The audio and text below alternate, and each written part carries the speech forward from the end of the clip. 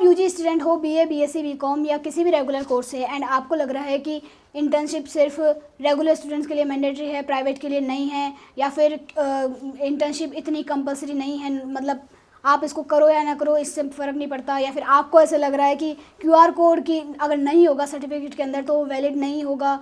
तो अगर आप इन सारे कन्फ्यूज़न से जूझ रहे हो अभी, और इसके अलावा भी आपके बहुत सारे कन्फ्यूज़न हो सकते हैं, वो इसके अंदर मैंने मेंशन नहीं किए, तो इस वीडियो को एंड तक देखना, क्योंकि आज हम बात करने वाले हैं एनईपी 2020 के अंदर जो मैंडेटरी हुई है इंटर्नशिप, उसके बारे में आज हम बात करने वाले हैं, उसके सारे कन्फ्यूजन्स को क्लियर करने वाले हैं। सो शुरू करते हैं इस इंटर्नशिप रिलेटेड सेशन को। सबसे पहले एक रियलिटी चेक करते हैं कि स्टूडेंट्स को ऐसे लगता है इंटर्नशिप का नाम सुन के कि उनको पैसे मिलेंगे या सैलरी मिलेगी वो जब इंटर्नशिप करेंगे, या फिर उनको एज अ स्टाइफेंड मिलेगी मंथली, लेकिन ऐसा कुछ नहीं है। जब आप इंटर्नशिप करने जाओगे, जैसे मान लो आप किसी गवर्नमेंट डिपार्टमेंट में जा रहे हो या म्यूज़ियम में जा रहे हो, तो हो सकता है आपको स्टाइफेंड या पेड इंटर्नशिप नहीं मिले, अनपेड ही होगी। तो इसका मतलब ये नहीं है कि ये फेक है। तो कई स्टूडेंट्स ऐसे समझ लेते हैं कि अगर अनपेड इंटर्नशिप है और पैसे नहीं मिल रहे या स्टाइफेंड नहीं मिल रही तो ये फेक है। तो ये फेक नहीं है, आपको अनपेड इंटर्नशिप भी करनी पड़ेगी। आपका लक है कि अगर आपको पेड इंटर्नशिप मिल जाए तो बहुत बहुत अच्छी बात है, लेकिन paid internship mostly BCom, BBA, मतलब जिनके अंदर आपको टेक्निकल टास्क करने को मिलेगा उसके अंदर ही मिल सकती है आपको पेड इंटर्नशिप या फिर स्टाइफेंड वाली इंटर्नशिप। इसके अलावा आपके पास ऑप्शन नहीं है। जो गवर्नमेंट डिपार्टमेंट्स और एजुकेशनल इंस्टीट्यूशंस है उनके अंदर आपको इंटर्नशिप मिलेगी तो अनपेड इंटर्नशिप होगी, क्योंकि उनकी डिमांड ओनली ये होगी कि आप उनसे एक्सपीरियंस सीख लो और आपको थोड़ा सा सोशल एंजाइटी दूर हो जाए, आप सोशल हो, आपको कम्युनिकेशन स्किल्स सीखने को मिले। इन सारे टॉपिक्स पर फोकस किया जाएगा जब आप अनपेड इंटर्नशिप करोगे। लेकिन आप पेड इंटर्नशिप करोगे तो वो आपसे एक्सपेक्ट करेंगे कि हमारे लिए ये वर्क करो, ये करना होगा, ये करना होगा। तो ये मोस्टली उनके लिए होगा जो फ्यूचर में प्राइवेट जॉब करना चाहते हैं। तो ये इंटर्नशिप जिसके अंदर आपसे एक्चुअल वर्क करवाया जाएगा और पेड इंटर्नशिप होगी, उसके अंदर आपसे हो सकता है 6 मंथ की भी इंटर्नशिप कराई जा सकती है, क्योंकि इसके अंदर लिमिट नहीं है कि आप 120 आवर्स बोला गया है एनईपी के अंदर तो फिर आप 120 आवर्स ही करो। 120 आवर्स मिनिमम बोला गया है। आपकी इच्छा हो जितनी आप लंबी इंटर्नशिप कर सकते हो। अगर आपको फ्यूचर में जॉब के रिगार्डिंग इंटर्नशिप भी करनी है तो आप 6 महीने की कर सकते हो, 8 महीने की कर सकते हो, 1 साल की कर सकते हो, आप पे डिपेंड करता है, लेकिन मिनिमम 120 आवर्स की होगी आपकी इंटर्नशिप। सो ये है इसका बेसिकली रूल। स्टूडेंट्स का नेक्स्ट डाउट होता है कि इंटर्नशिप जो होगी आपकी वो प्राइवेट के लिए है या रेगुलर स्टूडेंट्स के लिए मैंडेटरी। इंटर्नशिप करने का पर्पज़ ये है कि आपको विदाउट इंटर्नशिप डिग्री नहीं मिलेगी। सो जिसको भी डिग्री चाहिए ग्रेजुएशन करने के बाद, मतलब उससे पहले करनी होगी आपको इंटर्नशिप, तो प्राइवेट हो या नॉन कॉलेज हो या फिर रेगुलर हो, आपको डिग्री के लिए इंटर्नशिप करनी ही होगी। और उसका सर्टिफिकेट जब आप सबमिट कराओगे तभी आपको डिग्री मिलेगी। एंड आप जब इंटर्नशिप करोगे तो उसके आपको क्रेडिट पॉइंट्स भी मिलेंगे जो आपके रिजल्ट में ऐड होंगे, और वो 2 से 4 के बीच में होंगे। It depend on your performance during internship. So 2 भी मिल सकते हैं, 3 भी मिल सकते हैं, 4 भी मिल सकते हैं। आपकी परफॉर्मेंस पर डिपेंड करता है कि आपको कितने क्रेडिट स्कोर मिलेंगे। हो सकता है वो इंस्टीट्यूशन आपसे खुश नहीं है तो 3 भी दे देगा, 2 भी दे देगा, तो 4 इसका मैक्सिमम क्रेडिट स्कोर है जो आपके रिजल्ट के अंदर ऐड होगा। ओनली प्रोसेस में डिफरेंस है कॉलेज और नॉन कॉलेज, मतलब रेगुलर और प्राइवेट स्टूडेंट्स के इंटर्नशिप के प्रोसेस के अंदर। जैसे रेगुलर स्टूडेंट्स के लिए तो कॉलेज मेंटर प्रोवाइड कराएगा, सुपरवाइजर प्रोवाइड कराएगा, नोडल ऑफिसर उनको बताएगा कि आप कहाँ से कर सकते हो, एमओयू लिस्ट जारी करेगा कि आप यहाँ से कर सकते हो। ये इंस्टीट्यूशंस अपने कॉलेज के साथ एमओयू पार्टनरशिप कर चुके हैं, इनके साथ आप कर सकते हो। आपको बताया जाएगा कि आपको कहाँ साइन सील करवानी है, कैसे क्या डॉक्यूमेंट्स करने हैं, मतलब हर चीज़ में आपको गाइड किया जाएगा रेगुलर स्टूडेंट्स को। लेकिन प्राइवेट स्टूडेंट्स को सारा काम सेल्फ करना होगा, मतलब उनको खुद को कॉलेज के अंदर जाके पूछना होगा कि मैं नॉन कॉलेज से हूँ, तो फिर आपको महारानी में भी साइन सील होते हैं प्राइवेट नॉन कॉलेज के भी, जहाँ तक मुझे पता है। सो आप वहाँ भी करवा सकते हो, और कोई भी आपका नियर बाय कॉलेज हो जहाँ से आप प्राइवेट करना चाहते हो या फिर कोई भी कॉलेज, बस आपको परमिशन चाहिए कॉलेज की, एंड कॉलेज के साइन सील होंगे LOR पर। फिर आपको खुद को आपका इंस्टीट्यूशन सेलेक्ट करना होगा। तो मतलब सारा सेल्फ काम होता है प्राइवेट वालों के लिए, एंड रेगुलर वालों के लिए ईजी हो जाता है थोड़ा, क्योंकि मेंटर सुपरवाइजर सारे प्रोवाइड कराए जाते हैं कॉलेज की तरफ से, तो ये थोड़ा ईजी हो जाता है। बस यही डिफरेंस है प्राइवेट वालों के लिए और रेगुलर वालों के लिए इंटर्नशिप करने का प्रोसेस। एंड अब बात करते हैं कि आप कहाँ से इंटर्नशिप कर सकते हो। सो कई स्टूडेंट्स को लगता है कि वो सिर्फ गवर्नमेंट इंस्टीट्यूशन से कर सकते हैं या फिर एक पर्टिकुलर ऑर्गेनाइजेशन होगा जहाँ से वो इंटर्नशिप कर सकते हैं। ऐसा नहीं है, आप कहीं से भी इंटर्नशिप कर सकते हो, चाहे वो कंपनी हो, इंडस्ट्रियल सेक्टर हो, एजुकेशनल सेक्टर हो, वो NGO हो, म्यूज़ियम हो, गवर्नमेंट डिपार्टमेंट हो, प्राइवेट कंपनी हो, कुछ भी हो, बस रजिस्टर्ड होनी चाहिए वो। क्योंकि इस इंटर्नशिप में सिर्फ यही ध्यान नहीं रखना कि आपको एक्सपीरियंस गेन करना है या कम्युनिकेशन स्किल, इसमें बहुत सारी चीज़ें डिपेंड करती है। आप किस कैटेगरी में इंटर्नशिप कर रहे हो, किस जगह इंटर्नशिप कर रहे हो, उस चीज़ पे डिपेंड करता है कि आपको क्या दिखाना होगा रिपोर्ट के अंदर। जैसे जैसे मान लो मैं म्यूज़ियम से कर रही हूँ, तो म्यूज़ियम के अंदर हमें क्या क्या मिल सकता है, हमें कम्युनिकेशन स्किल्स अच्छी करने को चांस मिल सकता है, हमारा एक्सपीरियंस अपग्रेड होगा। अगर आपको फिलांथ्रोपिस्ट का वर्क करना है तो आप एनजीओ ज्वाइन कर सकते हो। तो इसमें बहुत सारे क्राइटेरियाज होते हैं वर्क करने के भी। सो ये it depends on you fully. अब बात करते हैं सबसे मोस्ट इम्पोर्टेंट डाउट के बारे में, जो कि है क्यूआर कोड का डाउट। और इससे रिलेटेड मेरे पास पर्सनल मैसेजेस, कमेंट्स, डीएम्स सारे इससे भर चुके हैं मेरे, कि क्यूआर कोड मैंडेटरी है दीदी, फिर आपको क्यूआर कोड दे रहे हैं कि अल्बर्ट हॉल वाले, नहीं दे रहे तो हम कैसे करें क्यूआर कोड के बिना। सो ये वाला डाउट मैं आपको बहुत अच्छे से क्लियर करने वाली हूँ कि आपको कमेंट करने की जरूरत नहीं पड़ेगी क्यूआर कोड मैंडेटरी है क्या। अगर आप फिर भी कमेंट करते हो तो आई डोंट थिंक सो कि मैं उसका रिप्लाई दूँ, क्योंकि मैं पहले क्लियर कर चुकी हूँ इसके बारे में। सो मैं इसके बारे में आपको बता दूँ कि क्यूआर कोड जो है वो अगर आपके सर्टिफिकेट पे नहीं है तो इसका मतलब ये नहीं है कि आपका सर्टिफिकेट वैलिड नहीं होगा, वो वैलिड होगा, क्योंकि इसके पीछे एक रीज़न है। हर गवर्नमेंट डिपार्टमेंट या कोई सा भी म्यूज़ियम हो जो गवर्नमेंट के अंडर है, वो अभी भी उसी ट्रेडिशनल वेरिफिकेशन सिस्टम पे काम कर रहा है जो पहले करता था। मतलब साइन, सील, मतलब फिजिकल डॉक्यूमेंट, आपको मतलब डिजिटलाइज सिस्टम नहीं मिलेगा गवर्नमेंट डिपार्टमेंट्स के अंदर, इसलिए वो आपको क्यूआर कोड प्रोवाइड नहीं करवा सकते। और उनकी खुद की कोई वेबसाइट होती नहीं है जिसे वो संभालने वाला या कोई हो जो आपको क्यूआर कोड प्रोवाइड कराए। और क्यूआर कोड की जगह वो आपको अगर साइन सील करके दे रहे हैं तो उसके साथ एक डिस्पैच नंबर देते हैं। वो डिस्पैच नंबर ही उसका रिकॉर्ड होता है कि आपका जो सर्टिफिकेट है वो गवर्नमेंट के अंडर रिकॉर्ड हो चुका है। उनको फिर क्यूआर कोड की ज़रूरत नहीं होती है जैसे प्राइवेट इंस्टीट्यूशंस को होती है। अब अगर वो डिस्पैच नंबर प्रोवाइड करवा रहे हैं तो डिस्पैच नंबर और क्यूआर कोड में बस इतना सा डिफरेंस है कि क्यूआर कोड डिजिटलाइज है, आप उसको स्कैन करोगे, उसमें आपके सारे डिटेल्स आ जाएगी कि इस कंपनी के थ्रू आपने ये किया है इंटर्नशिप और ये आपका सर्टिफिकेट है। और डिस्पैच नंबर ये होता है कि आपको फिजिकली जाके आप चेक करवा सकते हो कि मेरा क्यूआर कोड, मेरा जो डिस्पैच नंबर है अगर वो गवर्नमेंट डिपार्टमेंट के पास है रजिस्टर्ड, तो मतलब आपका जो सर्टिफिकेट है वो वैलिड होगा। तो सारे गवर्नमेंट या जितने भी गवर्नमेंट इंस्टीट्यूशंस है 99% वो ट्रेडिशनल वेरिफिकेशन सिस्टम यूज़ करते हैं। बहुत कम होते हैं जो आजकल डिजिटलाइज सिस्टम यूज़ करते हैं। एंड एनईपी के अंडर जो क्यूआर कोड को मैंडेटरी किया गया है वो प्राइवेट इंस्टीट्यूशंस, ऑर्गेनाइजेशंस, कंपनी और एनजीओज़, इनके लिए मैंडेटरी किया गया है, क्योंकि वो प्राइवेट इंस्टीट्यूशंस है, उनको गवर्नमेंट से रजिस्टर होना होता है, फिर वो उनकी खुद की वेबसाइट होती है, इसलिए वो क्यूआर कोड सिस्टम प्रोवाइड करा सकते हैं। और वो उनको क्यूआर कोड सिस्टम इसलिए प्रोवाइड कराने के लिए बोला गया है क्योंकि इससे पहले बहुत फ्रॉड हुए थे और वो प्राइवेट इंस्टीट्यूशंस की तरफ से ही हुए थे, गवर्नमेंट इंस्टीट्यूशंस की तरफ से नहीं हुए थे। इसलिए आपको प्राइवेट इंस्टीट्यूशंस की तरफ से फ्रॉड हुए थे, तो फिर एनईपी ने बोला कि मैंडेटरी हो गया है ये QR code. And private institutions के लिए तो 100% मैंडेटरी है, लेकिन गवर्नमेंट के लिए मैंडेटरी नहीं है ये। अगर गवर्नमेंट डिपार्टमेंट है तो इट डजंट मैटर। अगर आप ऐसे बोलो कि मेरा तो वो डिपार्टमेंट था, वो गवर्नमेंट था, और वो गवर्नमेंट डिपार्टमेंट सेमी गवर्नमेंट है, मतलब आधा गवर्नमेंट है और आधा प्राइवेट है, तो आप ये क्लेम नहीं कर सकते कि मैं क्यूआर कोड नहीं दूँ, मैं ये तो गवर्नमेंट डिपार्टमेंट है। गवर्नमेंट डिपार्टमेंट का मतलब होता है जो हाई डिपार्टमेंट है, बड़े डिपार्टमेंट है। जैसे म्यूज़ियम है तो ये सेंट्रल म्यूज़ियम है, तो ये पूरे राजस्थान का सबसे बड़ा म्यूज़ियम है, बड़ा डिपार्टमेंट है।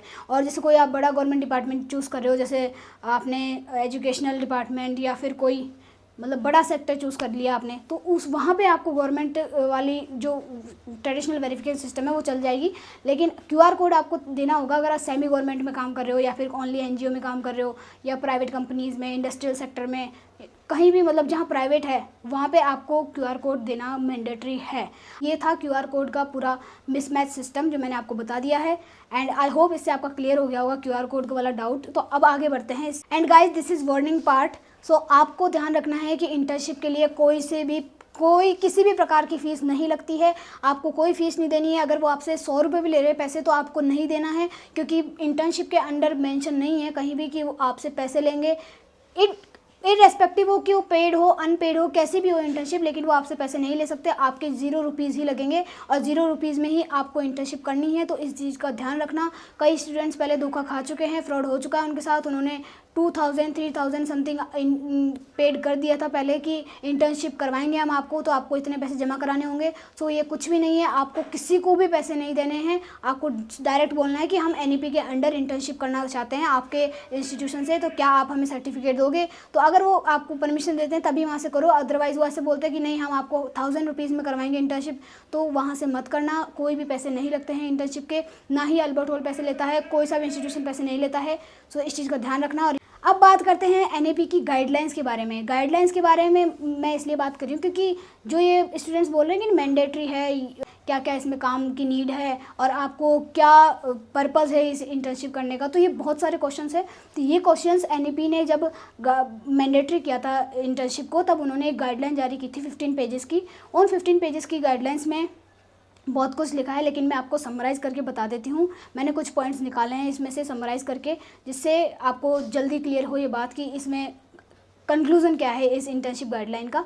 सो मैं आपको इतना इसलिए बता रही हूँ, अभी जो मैंने इससे पहले बात बताई है वो सेम बातें रिपीट होगी, लेकिन मैं इससे प्रूफ करना चाहती हूँ कि जो मैंने आपको बताया है वो हवा में नहीं बताया, वो मैंने क्रॉस चेक करके बताया कि गाइडलाइन से निकाला मैंने कुछ चैट जीपीटी, कुछ गूगल करके या फिर कॉलेज से इन्फॉर्मेशन लेके, बहुत सारी चीज़ें मैंने इन्फॉर्मेशन लेके इनको कंक्लूड किया है। तो आपस में क्रॉस चेक करके ही किया है, इसलिए इन्फॉर्मेशन वैलिड है और ऑथेंटिक है। सो मैं अब बात करती हूँ गाइडलाइन के बारे में। फर्स्ट, अभी आपको ये फ़ोटो चल रही होगी, इस फोटो को आप पढ़िए। इसमें लिखा है इंटर्नशिप का मेन पर्पस क्या है, ये इसका कंक्लूजन मैंने निकाला था। सो इंटर्नशिप का मतलब सिर्फ एक्सपीरियंस सर्टिफिकेट लेना नहीं है। यूजीसी के अकॉर्डिंग इंटर्नशिप से रियल वर्ल्ड एक्सपीरियंस मिलेगा आपको, स्किल इंप्रूव होगी आपकी, टीम वर्क और डिसीजन मेकिंग सीखोगे आप, रिसर्च एप्टीट्यूड डेवलप होगा, इंडस्ट्री का एक्सपोजर मिलेगा, एंटरप्रेन्योरशिप या स्टार्टअप माइंडसेट होगा अगर आप वहाँ से कर रहे हो इंटर्नशिप, तो प्रोफेशनल एथिक्स और कम्युनिकेशन इम्प्रूव होगा आपका। एंड सेकंड पॉइंट की बात करते हैं इस गाइडलाइन के अंडर कि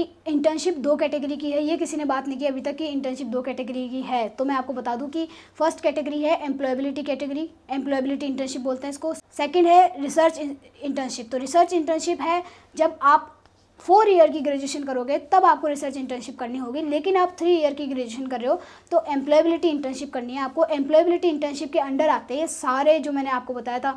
डिपेंड करता है कि आपको पेड इंटर्नशिप करनी है या फिर अनपेड इंटर्नशिप करनी है। अगर आप अनपेड इंटर्नशिप भी करते हो तो वो भी एम्प्लॉयबिलिटी इंटर्नशिप के अंडर आती है, क्योंकि आपको इसके अंदर कुछ सीखना होगा। तो आपको चाहे कंपनी का एक्सपोजर मिले, चाहे आपको एक्सपीरियंस मिले, कम्युनिकेशन स्किल सीखने को मिले, तो वो भी एम्प्लॉयबिलिटी के अंडर ही आएगा। एंड अब आपके सामने एक और फोटो आ रही है, इस फोटो को आप ध्यान से देखिए। ये मैंने इसका कंक्लूजन निकाला है कि गाइडलाइंस के अंदर लिखा था कि स्टूडेंट्स इंटर्नशिप में क्या क्या स्किल्स डेवलप करेंगे।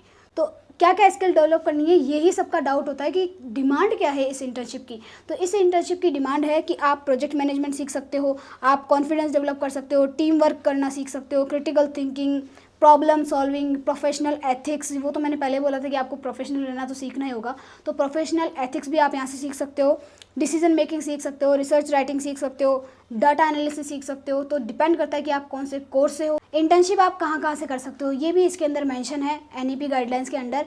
सो इंटर्नशिप आप कंपनीज़ में कर सकते हो, स्टार्टअप में कर सकते हो, एनजीओज़ में, government departments, research lab, universities, agricultural, farming, art and craft, health care, AIML sector, tourism, banking, environment, public policy. तो बहुत सारी कैटेगरी है इसके अंदर, बहुत सारी।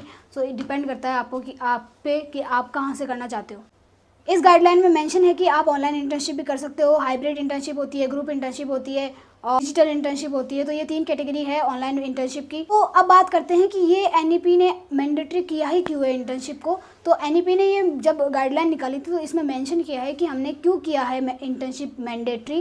तो एक रिपोर्ट आई थी जिसके अंडर मेंशन था कि 88% जो ग्रेजुएट्स हैं वो इंटर्नशिप ढूंढ रहे हैं। मतलब पूरे इंडिया में 88% ग्रेजुएट्स ओनली इंटर्नशिप के लिए घूम रहे हैं। तो इंटर्नशिप का कोई इनको दे रहा है, कोई नहीं दे रहा, और अगर वो इंटर्नशिप नहीं करेंगे तो उनको कहीं जॉब नहीं मिलेगी, क्योंकि आज की जो जॉब की रिक्वायरमेंट है वो है कि आपको प्रैक्टिकल स्किल आनी चाहिए, आपका एक्सपीरियंस होना चाहिए कम से कम 1 साल का, और आपका वो एक्सपोजर मिला हुआ होना चाहिए आपको पहले से, जिससे जब आप जॉब करने जाओ, अप्लाई करो, तो उनको जस्ट आप फर्स्ट दिन से ज्वाइन करो तो आपको उनको फर्स्ट दिन से प्रोडक्टिविटी चाहिए। तो आप ऐसे नहीं कर सकते कि अभी तो मैं सीख रहा हूँ, अभी तो वो कर रहा हूँ। तो इसलिए उन्होंने वो डिमांड करते हैं हर सेक्टर में कि आप पहले से ही सीख चुके हो। तो इसलिए जब गवर्नमेंट को ये डाटा पता चला कि 88% तो ग्रेजुएट्स इंटर्नशिप ढूंढ रहे हैं, तो उन्होंने मैंडेटरी कर दिया। क्योंकि जब गवर्नमेंट मैंडेटरी करती है तो कोई सा भी इंस्टीट्यूशन हो, अगर वो नहीं परमिशन दे रहा तो गवर्नमेंट का नाम लेते वो परमिशन दे देता है एंड आपको वो एक्सपोजर मिल जाता है एंड आप इजीली इंटर्नशिप कर सकते हो और आपको फ्यूचर स्कोप और बढ़ सकता है। तो आई थिंक इससे है ना बहुत हेल्प मिलेगी कि अगर स्टूडेंट्स को इंटर्नशिप मिल रही है एंड वो फ्यूचर जॉब्स के लिए तैयार हो रहे हैं तो उनको जॉब भी मिल जाएगी एंड जॉब मिलेगी तो अनएम्प्लॉयबिलिटी कम होगी। तो इन्होंने ये इंटर्नशिप मैंडेटरी करके देखा है कि इससे क्या फ़र्क पड़ सकता है ग्रेजुएट्स पर जो इंटर्नशिप ढूंढ रहे हैं, बस यही इसका रीज़न है। गाइज मैं साइड में मेंशन कर रही हूँ फ़ोटोज़, तो इन फ़ोटोज़ का आप ध्यान से देखिए। इनसे मैंने क्रॉस चेक किया था कि क्यूआर कोड की क्या वैल्यू है, क्यूआर कोड इंपॉर्टेंट है या नहीं है, या क्यूआर कोड से वैलिड होगा या नहीं होगा सर्टिफिकेट। तो इन फोटो से मैंने क्लियर किया था, ये मैंने सर्च की थी ऑनलाइन, और इसी से आपको क्लियर हो जाएगा कि क्यों Albert hall QR code provide नहीं करवाता है, इसके पीछे क्या रीज़न है। So this is your first photo. तो अपन इसको पढ़ते हैं, इसमें देखते हैं कि इसमें क्या लिखा है। नहीं, अल्बर्ट हॉल म्यूजियम जैसे बड़े सरकारी संस्थानों के लिए डिजिटल क्यूआर कोड देना अनिवार्य नहीं है। क्लियरली मेंशन किया है गूगल ने। अगर आप बोलोगे गूगल झूठ बोलता है, तो मैंने ChatGPT से पूछा था, उन्होंने भी सेम रिप्लाई दिया था कि ये मैंडेटरी नहीं है। अगर अल्बर्ट हॉल क्यूआर कोड नहीं दे रहा है तो उनके लिए अनिवार्य नहीं है, क्योंकि वो गवर्नमेंट डिपार्टमेंट है, वो गवर्नमेंट म्यूजियम है, वो प्राइवेट इंस्टीट्यूशन नहीं है, और ना ही उनके पास ऐसा कोई सिस्टम होता है। मैंने आपको पहले बोला था, जिनके पास ये सिस्टम है क्यूआर कोड देने का, सिर्फ वही क्यूआर कोड प्रोवाइड करवा सकते हैं, अदरवाइज मैंडेटरी नहीं है कि वो क्यूआर कोड प्रोवाइड करें। अब उनके पास सिस्टम ही नहीं है क्यूआर कोड देने का और वो गवर्नमेंट डिपार्टमेंट है, तो कैसे देंगे, इसलिए ये इसका रीज़न है। एंड जो ये रूल है कि क्यूआर कोड मैंडेटरी है, इसकी रियलिटी क्या है? तो इसकी रियलिटी ये है कि यूनिवर्सिटी के नए नोटिफिकेशन के तहत केवल उन्हीं प्राइवेट या कॉरपोरेट संस्थानों के लिए active live QR code link अनिवार्य किया गया है जिनकी खुद की चालू वेबसाइट है, ताकि फर्जी सर्टिफिकेट्स को रोका जा सके। सरकारी विभागों जैसे पुरातत्व एवं संग्रहालय विभाग के मामलों में सक्षम अधिकारी के हस्ताक्षर और कार्यालय की आधिकारिक मोहर को ही 100% वैध और अंतिम माना जाता है। So this is clearly mention that QR code का पर्पज़ क्या है एंड क्यूआर कोड कैसे वर्क करता है। सो इससे आप समझ गए होंगे। आई होप इसके बाद आपका कोई भी डाउट नहीं बचा होगा। सो मेरा ये बोलना है लास्ट में फाइनल कंक्लूजन कि आप इंटर्नशिप कर रहे हो तो इसका मतलब ये नहीं है कि सिर्फ अटेंडेंस पे ध्यान दो। आप अगर इंटर्नशिप कर रहे हो तो कोशिश करो कि अगर आप 21 डेज़ की कंपलसरी इंटर्नशिप कर रहे हो, डेली अटेंडेंस लगा रहे हो, तो वहाँ पे आप कम्युनिकेशन स्किल सीखो, प्रोफेशनल एथिक्स सीखो, आपको एक्सपीरियंस लेना है उस जगह से। तो आपके माइंड में ये चलना चाहिए कि आप यहाँ से क्या सीख सकते हो। So this is the main purpose of internship. अगर आप ये करके इंटर्नशिप करते हो तो आपके जो 21 डेज़ है वो वेस्ट नहीं कहलाएंगे, आपको वहाँ से कुछ ना कुछ सीखने को मिलेगा। Thanks for watching this video. I hope ये वीडियो आपको हेल्पफुल लगा हो। आपके फ्रेंड्स या क्लासमेट के साथ आप शेयर कर सकते हो, जिससे आप उनका इंटर्नशिप का डाउट क्लियर हो सके। एंड आपसे मिलते हैं नेक्स्ट वीडियो के अंदर, तब तक के लिए बाय।